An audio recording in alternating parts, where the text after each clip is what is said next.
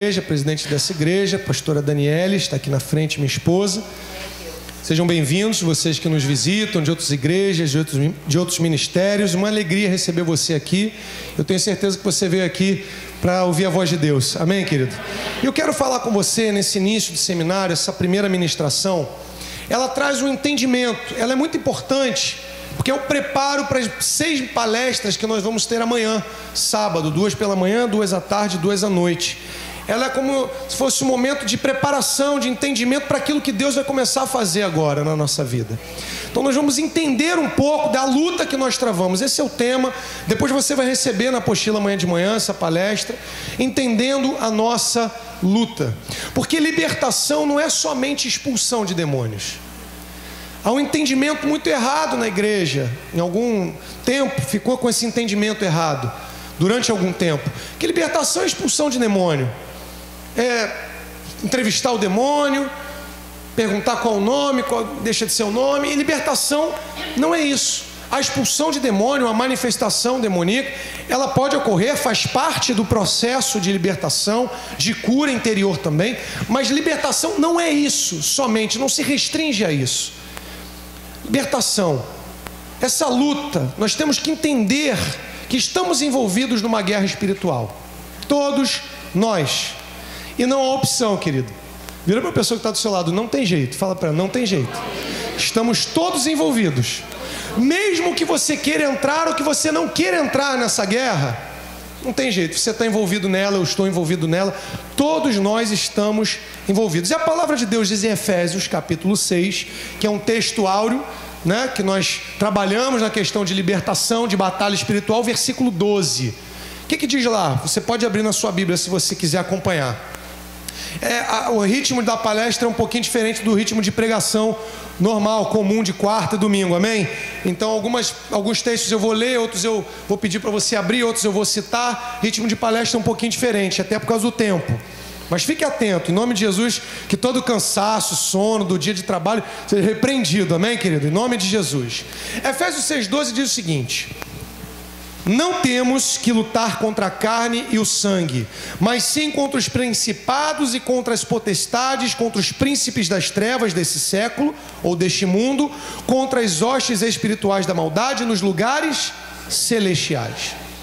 Então a nossa luta está resumida aqui, ela começa esse capítulo 6 de Efésios, para entender a batalha espiritual, vai do versículo 10 até o versículo 20, mas o versículo 12 ele mostra, a nossa luta é contra quem? A nossa luta não é contra uma pessoa, não é contra uma instituição, a nossa luta é uma luta contra demônios, é uma luta espiritual. Mas a boa notícia é que nós nessa batalha estamos do lado certo, estamos do lado vitorioso da batalha, vitorioso dessa guerra. Nós vamos vencer essa guerra. E nós estamos aqui nesses 2 dias nos preparando mais um pouco, porque é uma preparação, é um seminário, é na sua igreja, é na sua vida de comunhão com Deus. Estamos aqui nos preparando para vencer mais uma etapa dessa guerra espiritual. Amém, querido? Em nome de Jesus. E nós precisamos entender que nessa batalha, que numa guerra, nós precisamos conhecer o nosso adversário um pouquinho. Temos que conhecer um pouco dele. Ou melhor, o máximo possível. Porque conhecendo o nosso adversário, conhecendo contra quem nós estamos guerreando, nós podemos guerrear de uma maneira mais efetiva. Você entende isso? Você observar qualquer guerra, uma guerra comum, guerra convencional, quem estuda, se você for estudar um pouquinho de história, você estudar sobre a Primeira Guerra, a Segunda Guerra, o conhecimento do inimigo, o conhecimento do adversário é fundamental para que você possa ser bem sucedido nessa guerra. Agora, se você pega ele de surpresa, se você se antecipa ao seu adversário, você já dá um passo muito grande, um passo largo, para você alcançar a vitória sobre ele. E quando nós nos preparamos e preparamos um seminário como esse, é para que a gente possamos estar um passo à frente do adversário. Ou seja, não vamos esperar mais, vamos para cima. Não vamos esperar mais deixar aquela área da nossa vida do jeito que está e a coisa não, parece que não anda, e nós entendemos que é espiritual essa guerra, é espiritual essa batalha. E Satanás, o nosso inimigo principal, ele tem alguns objetivos. Eu vou separar para você aqui, que está na nossa apostila, na página 1, depois você pode estudar, 4 deles. Primeiro, ele tenta impedir a salvação. dos perdidos. Primeiro objetivo de Satanás, ele não quer que a pessoa seja salva. Por isso que ele odeia a igreja. Por isso que ele trabalha contra a igreja. Por isso que o mundo, a cada dia que passa, se volta mais contra a igreja. Você está entendendo? Segundo objetivo dele é impedir o louvor e a adoração a Deus, ao Deus verdadeiro. O Brasil tem um chamado para adoração. Mas como o Brasil é conhecido lá fora? Coincidentemente, pelo samba, carnaval e futebol. Satanás tenta roubar a adoração a Deus e o Brasil tem um chamado muito forte para adoração. Enganando as pessoas, dizendo que o Brasil é o país do carnaval. E não é não. Nós declaramos que não é. Acabamos de sair de um jejum direcionado pela nossa apóstola, nossa cobertura espiritual, nossa paternidade espiritual, a apóstola Neuza Tioca, conselho apostólico. Estávamos orando pelo Brasil contra essas manifestações, contra esse espírito de anarquia, repreendendo isso. E nós temos que declarar que o Brasil é o país da adoração. Mas Satanás quer roubar a adoração. Satanás quer que você não adore ao Deus verdadeiro, e por isso ele planta mentiras, ele planta situações para impedir que Deus seja adorado. O terceiro objetivo dele, e nós vamos falar muito sobre isso amanhã também, enfraquecer e dividir a igreja. Ele quer enfraquecer e dividir a igreja. Deixa eu te contar uma coisa muito legal. No céu não vai ter placa de igreja. No céu a bola de neve vai estar junto com a Assembleia de Deus Vida em Cristo, que vai estar junto com o Ministério Terra Santa, que vai estar junto com a Batista, que vai estar junto com a Academia da Fé, que vai estar junto com a Nova Vida. Vai estar todo mundo junto no céu. Só que aqui Satanás tenta colocar divisão entre as igrejas. Quando eu digo igreja, querido, entenda a igreja como uma questão macro, a igreja de Cristo na terra. Entender a força e o poder da unidade. Nada vai parar, nada vai impedir a igreja de conquistar os territórios onde elas foram estabelecidas. Nada. Quando a igreja se une em adoração, se une em oração, quando a igreja está em unidade na guerra espiritual, Satanás é derrotado. Por isso ele tenta enfraquecer e dividir a igreja. E o outro objetivo que ele tem é atormentar e oprimir, obviamente, toda a raça humana. E ele tem feito isso. E a gente tem observado isso. Você está entendendo um pouquinho? Essa palestra ela é muito importante, porque ela talvez não tenha o mesmo enfoque detalhado das que nós vamos ministrar amanhã, mas ela começa a preparar o nosso entendimento para aquilo que Deus vai falar conosco nas palestras de sábado.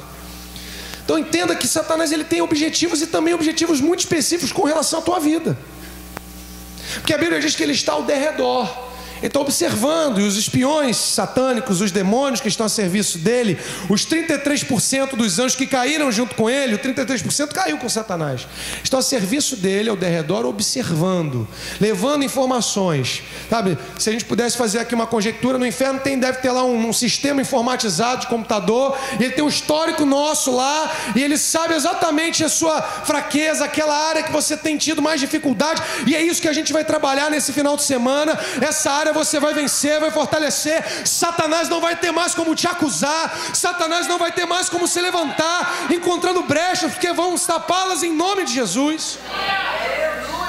E ele tem algumas áreas de ataque, e você vai começar a entender, porque o interessante, irmãos, no seminário, nós estamos, a nossa equipe, né, a igreja, sempre que a gente vai no seminário, a gente tem, seja quando a gente participa, como a gente participou, ministrando com a apóstola Neuza, ou quando a gente fazendo os nossos seminários aqui na igreja, a gente tem uma preparação de 40, 50 dias de jejum, às vezes 21 dias, quando não dá tempo.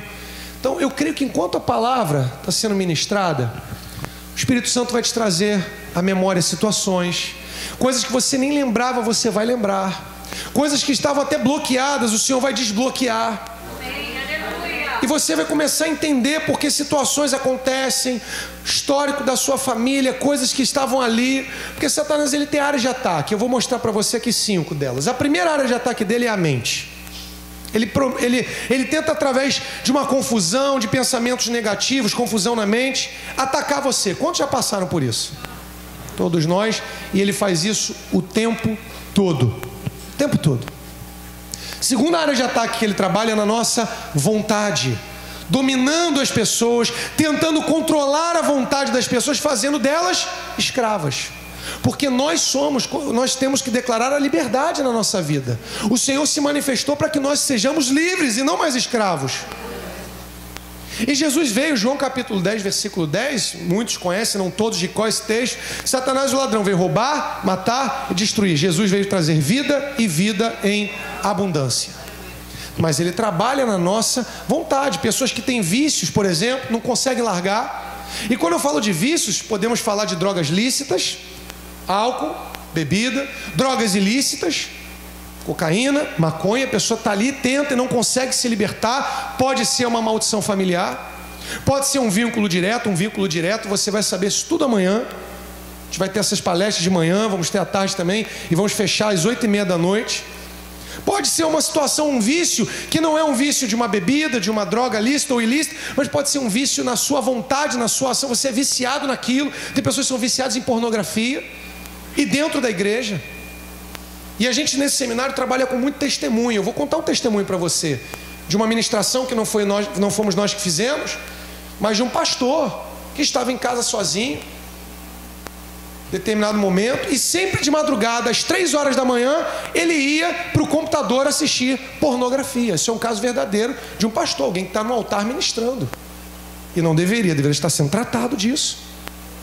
Porque da mesma forma que a gente abençoa, que a gente transmite a bênção, uma pessoa contaminada também pode transmitir os espíritos que estão contaminando a vida dela. E todo dia, 3h da manhã, esse homem, esse pastor, ele ia, ligava o computador enquanto a esposa estava dormindo, todo mundo dormindo, para ver pornografia na internet. Ele estava viciado nisso. E nesse mesmo horário, todos os dias. E nós também sabemos, né, quem trabalha com batalha espiritual, libertação, 3h da manhã é um horário de pico na manifestação da bruxaria. Quem já passou pela bruxaria sabe disso. É um horário ali no auge, onde tem muito trabalho feito em cemitério, encruzilhadas, matas e etc, etc. E todo dia esse pastor ia lá, até ele passar por uma ministração, ser liberto, tem que se abrir. Porque nós precisamos, e isso é importante você entender hoje, nós precisamos abrir o nosso coração para Jesus. E se for necessário, procurar uma ministração individual. Nós não fazemos no seminário, mas fazemos pós-seminário para quem quiser. É necessário que a gente trate dessas situações, porque enquanto a gente não trata, o maior interessado que ela permaneça em nós é o nosso adversário. Você está entendendo? Diga amém. Amém. Terceira área que ele ataca ele ataca nas nossas emoções. Ele tenta encher a pessoa de emoções negativas, ódio. A pessoa de repente sente um ódio, uma ira, uma revolta e estoura. Por exemplo, medo. Eu tenho falado muito sobre o medo. Querido, medo é uma das principais ações que o inimigo trabalha. Eu entendo isso na vida das pessoas, inclusive dos crentes. Sabe por quê? Porque o medo paralisa. O medo estaciona. O medo congela. Quando você tem medo, você não avança. Quando nós pensamos nos espias, quando eles foram espionar o adversário, 10 dos 12 observaram lá os inimigos, falaram, não, eles são muito grandes, eles são gigantes, não vai dar para a gente enfrentar. O que é isso? Medo. Eles tiraram o foco no Deus de Israel, no Deus que havia dado a promessa, e focalizaram no problema, na adversidade, e sentiram medo. E aí pararam. Mas Josué e Caleb não. Olha, eles são gigantes, mas não tem problema nenhum, nós vamos enfrentar. Mas Satanás trabalha no medo, na intimidação. Por exemplo, muitas pessoas ficam intimidadas. Ai, esse negócio de libertação, é melhor não mexer nisso. Porque, querido, é melhor mexer sim, para resolver e para tirar. Porque enquanto não mexe, vai ficar ali e a qualquer momento pode pegar. É igual uma casa de marimbondo. Sabe a casa de marimbondo? Você sabe que tem uma casa de marimbondo, está cheia de marimbondo, está lá na sua casa, na sua varanda. Você não vai mexer? Falando, não, é melhor não mexer naquela casa de marimbondo, porque se mexer, eles não vão gostar, vão voar para cima. E qualquer dia desse pode estourar alguma coisa, eles invadirem sem você perceber. É melhor pegar o fogo, queimar aquela casa de marimbondo e mandar ela embora. E com os demônios é assim. E na libertação, na cura interior, nós temos que mexer, temos que tratar, temos que tocar a ferida. E para isso a gente precisa ser humilde. A gente tem que lançar fora todo orgulho, toda altivez, todo sofisma, toda soberba, toda vaidade. É rasgar mesmo o nosso coração na presença de Deus. Falar, Senhor, eu sinto ódio às vezes, eu sinto medo, eu não perdoei ainda. Ou depressão também, ele trabalha muito na questão da depressão, nas emoções, ansiedade, por aí vai. Na cura interior amanhã, palestra da tarde, a 4ª palestra. É isso? É. Você vai ouvir muito sobre isso também. Ele trabalha em 4º lugar, uma área de ataque, é o corpo. Nem toda enfermidade é fruto de brecha na vida da pessoa, amém? porque nosso corpo ele é corruptível. Então tem coisa que vai acontecendo. Você não quer que uma pessoa de 80 anos corra uma maratona, porque ela não vai conseguir. Então,